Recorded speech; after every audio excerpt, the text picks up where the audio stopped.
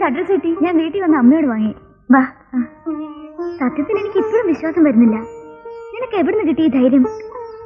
ചേട്ടന്റെ കത്തുന്ന വിവരങ്ങളൊക്കെ അറിഞ്ഞത്. പിന്നെ എന്തൊക്കെയുണ്ട് വിശേഷങ്ങൾ? വിവരങ്ങളൊക്കെ ചേട്ടൻ എഴുതിയിരുന്നില്ലേ? എവിടെ? ചേട്ടന്റെ കത്തിൽ ഒന്നുമില്ലായിരുന്നു. 2 വരി. നീയും ബെന്നിയുമായുള്ള വിവാഹം കഴിഞ്ഞു, രജിസ്റ്റർ മാരേജ് ആയിരുന്നു, പുതിയ വീട്ടിലെ താമസം, അത്രേ ഉള്ളൂ. ബാക്കി ഇവരൊക്കെ വീട്ടിൽ വന്ന് അമ്മയിൽ നിന്ന് അറിഞ്ഞത്. ആട്ടെ, ബെന്നിയുടെ ഓഫീസിൽ പോയി. ആ പിന്നെ എന്താ ഇത്? നിന്റെ വിവാഹത്തിനുള്ള എന്റെ പ്രസന്റ്. വേണ്ട ഹേമേ, പറയുന്നു കേക്ക്. വേണം.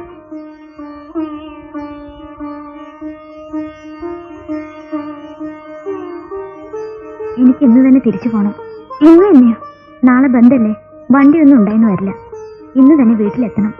വാ, കാപ്പി കുടിച്ചിട്ട് പോവാം.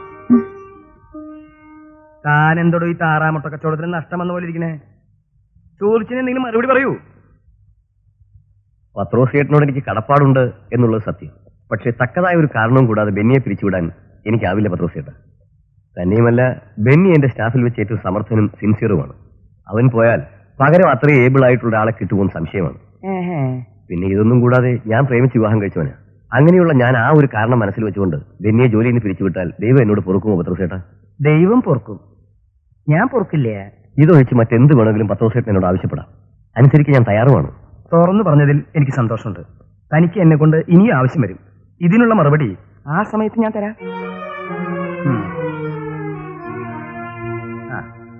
തുറന്നു പറഞ്ഞതിൽ എനിക്ക് വളരെ വളരെ സന്തോഷമുണ്ട്.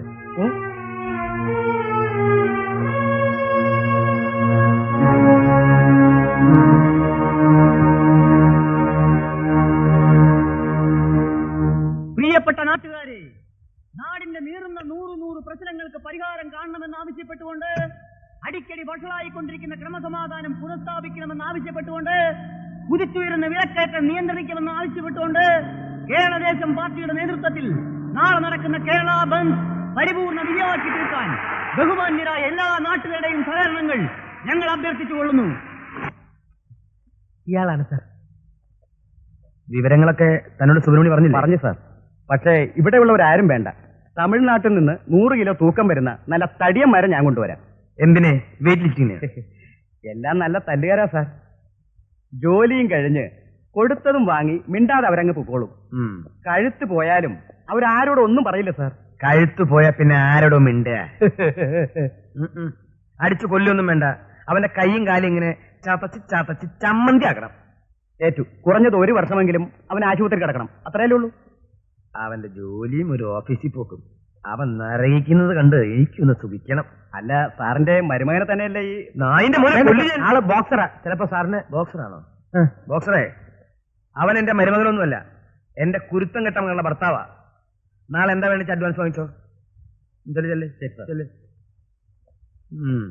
ഇത് കഴിഞ്ഞിട്ട് വേണം എനിക്ക് തിരുവനന്തപുരം വരെ ഒന്ന് പോവാൻ. കയ്യിലെ കാശ് മുഴുവൻ ചെലവായാലും ശരി, ആ ഡോക്ടറെ ഞാൻ കാസർഗോഡ് മുതൽ പാറശാല വരെ നെട്ടോട്ടം ഓടിക്കും. നെട്ടോട്ടം നെടുവോട്ടം ഓടിക്കണം. അത്രയ്ക്ക് ദുഷ്ടനാ ഡോക്ടർ. പിന്നെ ഒരാഴ്ചയെ കൂടുതൽ ഒരു സ്ഥലത്ത് ഇരുത്താൻ പാടില്ല. ഇതിനൊക്കെ അനുഭവിക്കാൻ കിടക്കുന്നേ ഉള്ളൂ. ഡോക്ടർ, സമയം 12 ബന്ധുകാർ റോഡ് ബ്ലോക്ക് ചെയ്യുന്നതിന് മുമ്പ് നമുക്ക് വീട്ടിലേക്ക് പോകാം. ഇതങ്ങ് ഫിനിഷ് ചെയ്താട്ടെ.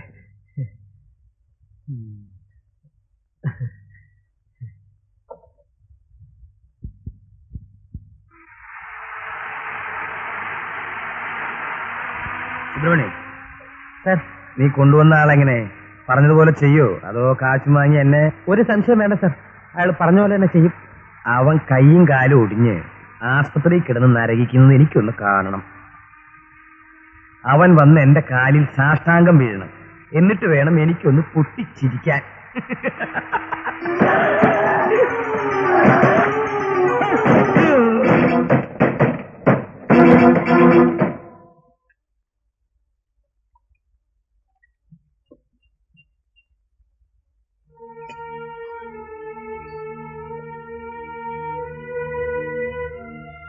എന്താ ബെന്നി? സുരേഷില്ലേ?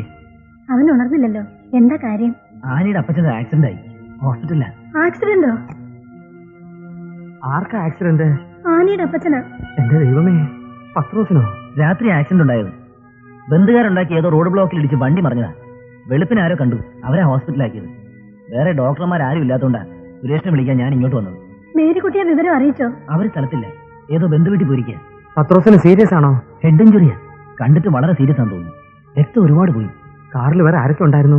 സുബ്രഹ്മണ്യനും മാത്തുക്കുട്ടി ഉണ്ടായിരുന്നു. അവർക്ക് വലിയ കുഴപ്പമൊന്നുമില്ല. മോനെ, പത്രോസിന് ആക്സിഡന്റ് പറ്റിയെന്ന്. ആശുപത്രി വേറെ ഡോക്ടർമാർ ആരുമില്ലെന്ന്. നീ ഒന്ന് വേഗം ചെന്നേ. എനിക്ക് പറ്റില്ല, ഞാനൊന്ന് ഓഫാ. ഓഫായാൽ എന്താ? അത്യാവശ്യം വന്നാ പൊക്കൂടെ? എനിക്കൊരു അത്യാവശ്യമില്ല. എനിക്ക് അത്യാവശ്യമുണ്ട്. അച്ഛൻ എന്നെ നിർബന്ധിക്കണ്ട, ഞാൻ പോവില്ല. കാരണം നമ്മളെ ദ്രോഹിക്കാവുന്നതിന്റെ മാക്സിമം ദ്രോഹിച്ച് ഒരു മനുഷ്യനെ രക്ഷിക്കണമെന്നാണ് അച്ഛൻ പറയുന്നത്. നിർത്ത്. നീ ഡോക്ടറെ എന്റെ പണം കൊണ്ട് മാത്രമല്ല, നാട്ടിലെ ജനങ്ങളുടെ പണം കൊണ്ടുകൂടിയാ. നിനക്ക് സർക്കാർ ശമ്പളം തരുന്നത് ശത്രുതയും മിത്രത്തെയും നോക്കി ചികിത്സിക്കാനല്ല. അച്ഛന് എളുപ്പം ഗാന്ധിജി യേശു ക്രിസ്തുവൊക്കെ ആവാൻ കഴിഞ്ഞിരിക്കും, പക്ഷെ എനിക്കതിന് കഴിയില്ല. കഴിയണം. ഒരുത്തൻ ആപത്ത് വരുമ്പോഴല്ല വാശിയും വൈരാഗ്യവും കാണിക്കേണ്ടത്. ഒരാളെ സഹായിക്കാൻ ഈശ്വരൻ തന്ന അവസരം നീ പാഴാക്കരുത്. അയാൾക്ക് ഈശ്വരൻ കുറിച്ച് ശിക്ഷയായത്. ആയിക്കോട്ടെ, so what, you do your duty. നീ ശങ്കരവാര്യരുടെ മകനാ, അത് മറക്കണ്ട. മോനെ,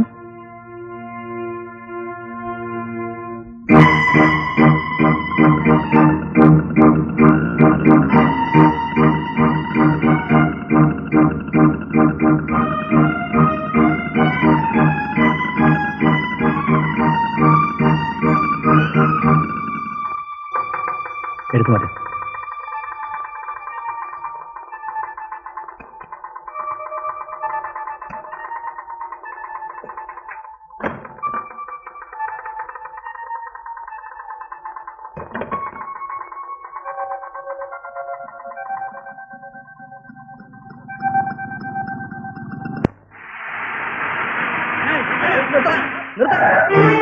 ഇങ്ങോട്ട് ഇറങ്ങണം. എന്തിനാണ് വണ്ടി ഓടിക്കുന്നത്? ഇങ്ങോട്ട് ഇറങ്ങണം. ഇറങ്ങി വാടക.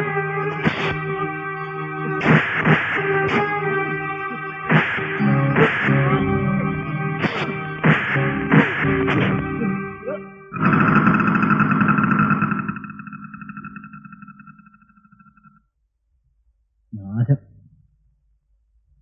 തൊട്ടുപോകരുത്. അത്യാവശ്യം ഹോസ്പിറ്റലിൽ വരെ പോണം, അതുകൊണ്ടാ. ഒരു സ്ഥലത്തും പോണ്ട. ഇന്ന് ബന്ധാണെന്ന് അറിഞ്ഞൂടെ? രാജു, നിന്റെ അപ്പച്ചൻ ആക്സിഡന്റ് ആയിട്ട് ഹോസ്പിറ്റലില്ല. അപ്പച്ചനെ ചികിത്സിക്കാനാണ് ഞാൻ സുരേഷിനെ കൊണ്ട് പോകുന്നത്. കാര്യം കാണാൻ ഇതിലും പറ്റി നുണ പറയും. എന്റെ അപ്പച്ചൻ വീട്ടിൽ കിടന്ന് സുഖമായിട്ട് ഉറങ്ങുക. നീ പോയി നോക്ക്. നോക്കി നിൽക്കാൻ വണ്ടിയുടെ കാര്യം വിടണം.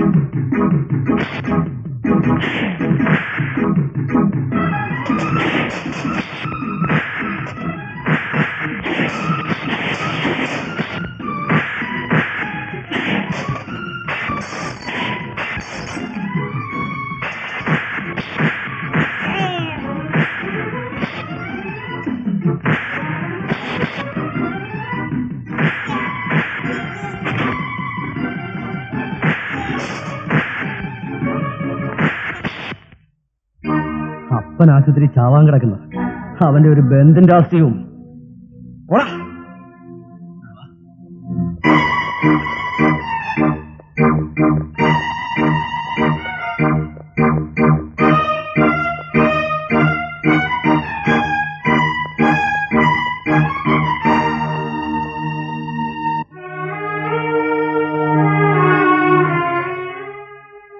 സിസ്റ്റർ, എമർജൻസി ഓപ്പറേഷൻ ആണ്. പെട്ടെന്ന് സെറ്റ് ചെയ്യും. വെളുപ്പിനെ കറണ്ടു പോയതാ, ഇതുവരെ വന്നിട്ടില്ല ഡോക്ടർ. വിളിച്ചു വെച്ചില്ലേ? ഇന്ന് ബന്ധായോട് സപ്ലൈ ഇല്ലെന്ന് പറഞ്ഞു. എത്ര നമ്പർ? 3532. ഞാനിപ്പോരെ.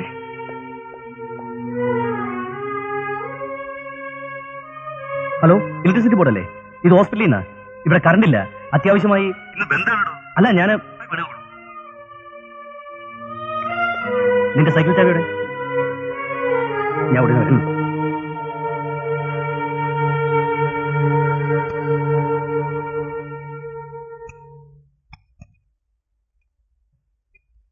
എക്സ്ക്യൂസ് മീ, ഞാൻ ഡോക്ടർ സുരേഷ്, ഇവിടുത്തെ ഹോസ്പിറ്റലിലെ ഡോക്ടറാണ്. ഹോസ്പിറ്റലിൽ കറണ്ടില്ല. അത്യാവശ്യമായി ഒരു ഓപ്പറേഷൻ നടത്താനുണ്ട്. ദയവായി. ആര് പറഞ്ഞു ബന്ധിന്റെ ഓപ്പറേഷൻ നടത്താൻ? ഒരു ആക്സിഡന്റ് കേസാണ്. ഓപ്പറേഷൻ നാളത്തേക്ക് മാറ്റി വയ്ക്കാൻ പറ്റില്ല. ഇന്ന് ബന്ധായിട്ട് ഞങ്ങൾ എന്ത് ചെയ്യാനാ? ഹോസ്പിറ്റൽ ബന്ധത്തിൽ നിന്ന് ഒഴിവാക്കിയിട്ടുണ്ടെന്ന് പത്രത്തിലുണ്ടല്ലോ. കറണ്ട് ഒഴിവാക്കിയിട്ടില്ല. പത്രക്കാരുടെ പ്രസ്താവനകളൊന്നും പറഞ്ഞ് ഇങ്ങോട്ട് വന്നിട്ട് കാര്യമില്ല. അത് തീരുമാനിക്കുന്നത് ഞങ്ങളാ. ഇതാണല്ലോ എല്ലാത്തിനും പോംവഴി. ഇതിന് ആവശ്യമുള്ള എടുത്തോ. വേറൊരു ദിവസമാണെങ്കിൽ നോക്കാമായിരുന്നു സുഹൃത്തെ. ഇന്നത്തെ ദിവസം ഇതുകൊണ്ടും കാര്യമില്ല. പൊന്നു സുഹൃത്തെ, ഒരാളുടെ ജീവൻ രക്ഷിക്കാൻ വേണ്ടി നിങ്ങൾ റിക്വസ്റ്റ് ചെയ്യുന്നത്. സാറെന്തിനാ വിഷമിക്കുന്നത്? സർക്കാർ ആശുപത്രി അല്ലയോ?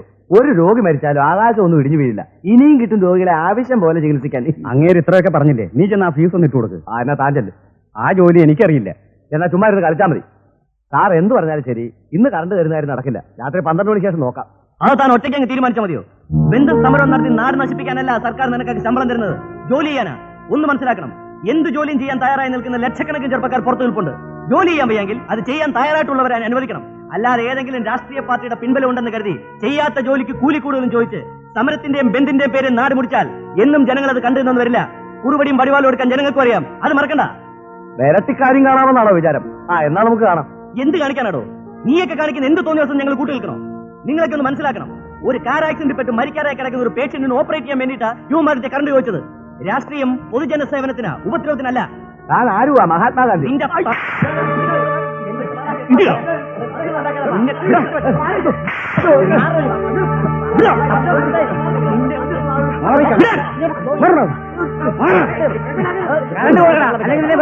ഹോസ്പിറ്റലിലേക്ക് വെക്കോ. അവിടെ എത്തുന്നതിന് മുമ്പ് ഇവരെ കൊണ്ട് ഫീസ് അടിക്കുന്ന കാര്യം ഞങ്ങളേറ്റു.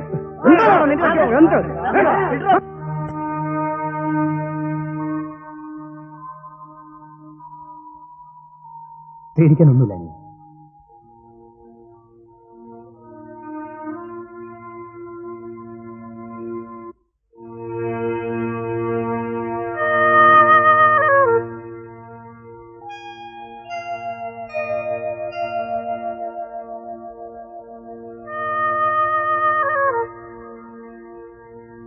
കുറഞ്ഞത് ഒരു വർഷമെങ്കിലും ഇവനെ ആസ്പത്രിയിൽ കിടത്തണമെന്ന് ഞാൻ പറഞ്ഞു. അതെന്നെ ഈ ഗതിയിലെത്തിച്ചു. ഇവനെ നെട്ടോട്ട് ഓടിക്കണമെന്ന് പറഞ്ഞു. എന്നിട്ട് എന്തായി? എന്റെ ജീവൻ രക്ഷിക്കാൻ ഇവൻ തന്നെ വേണ്ടി വന്നു.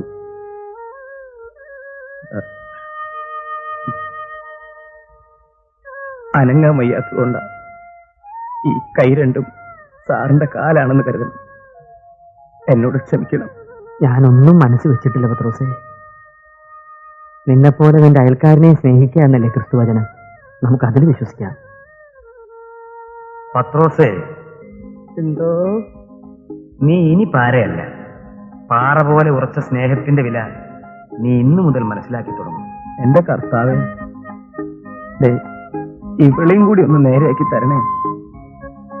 ഇതെന്റെ ആത്മാർത്ഥമായ പ്രാർത്ഥന. മോളെ കുരിശ് വരച്ചു.